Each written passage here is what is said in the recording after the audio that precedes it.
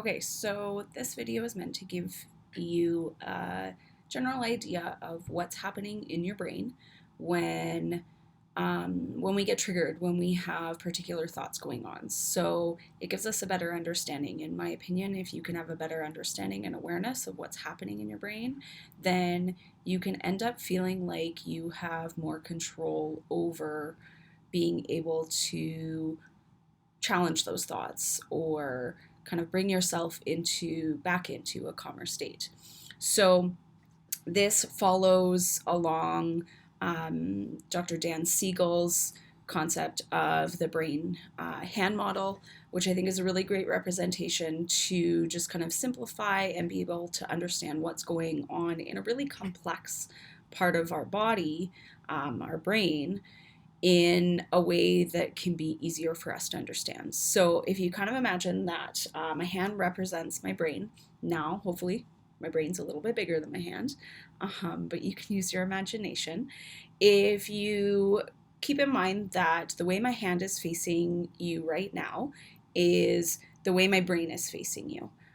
So this top part here is the top part of my brain, and the front part here is the very front here. So the top part of our brain is called our cortex, and this very front part is called our prefrontal cortex. This is our wise mind.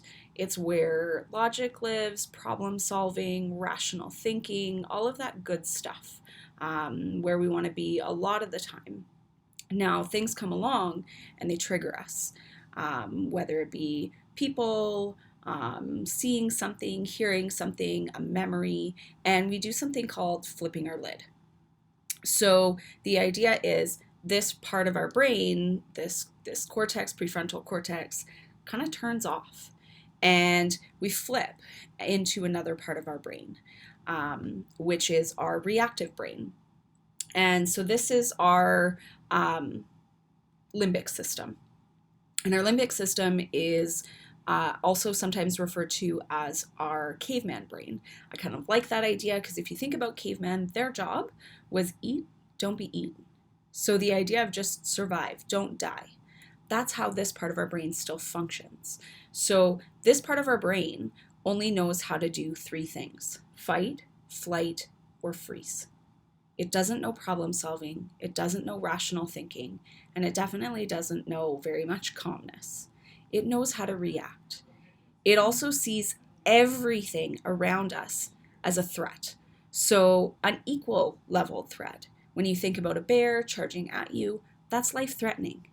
Now, someone slamming a door, rolling their eyes, the ding of a phone, those aren't life-threatening, but this part of our brain sees those things as equal to that bear, right? So when we look at logic, rational thinking, that's out the window.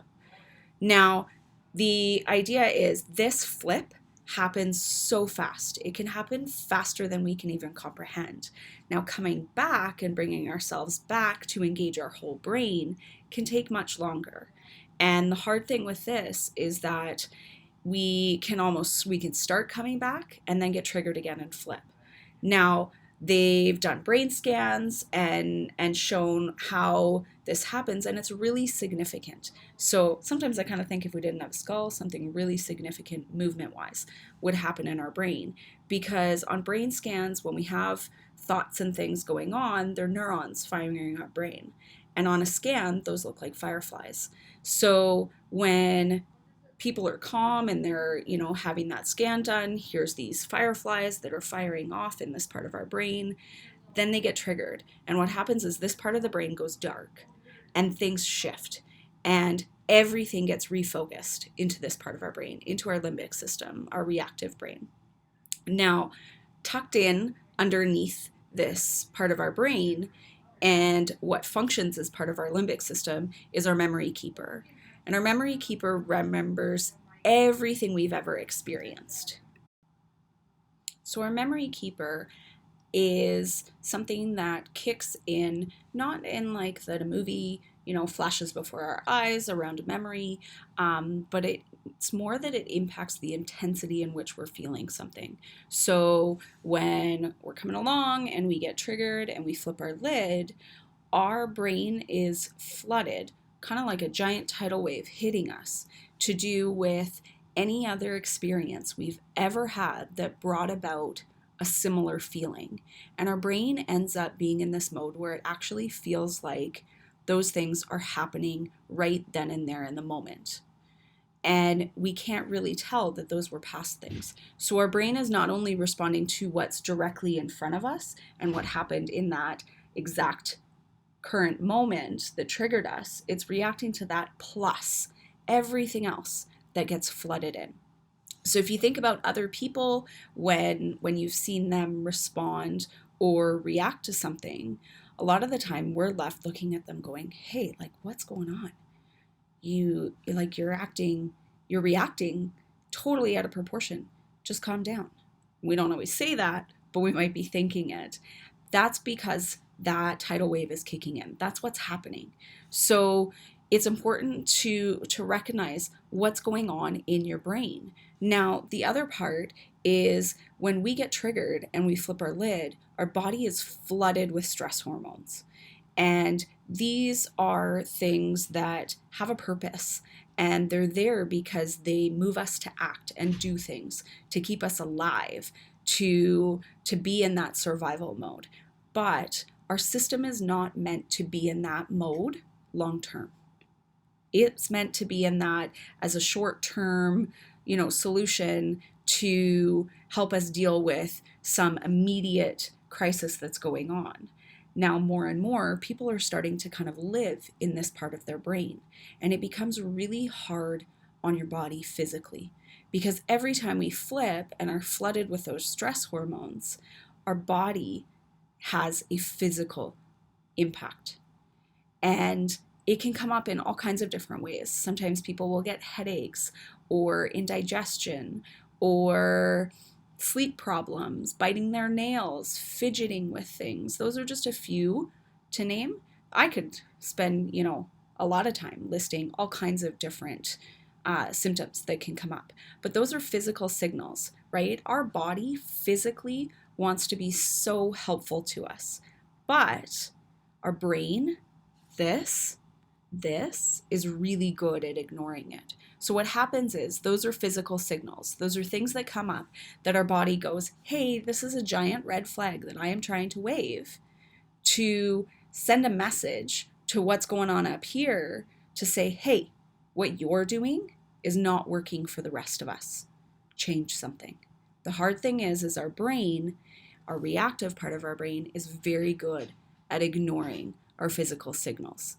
So trying to re-engage, trying to be aware and build that awareness around recognizing your physical signals can be really helpful, because when we recognize those signals and when we make that connection, that's part of a higher level of thinking, and that is directly connected to this part of our brain.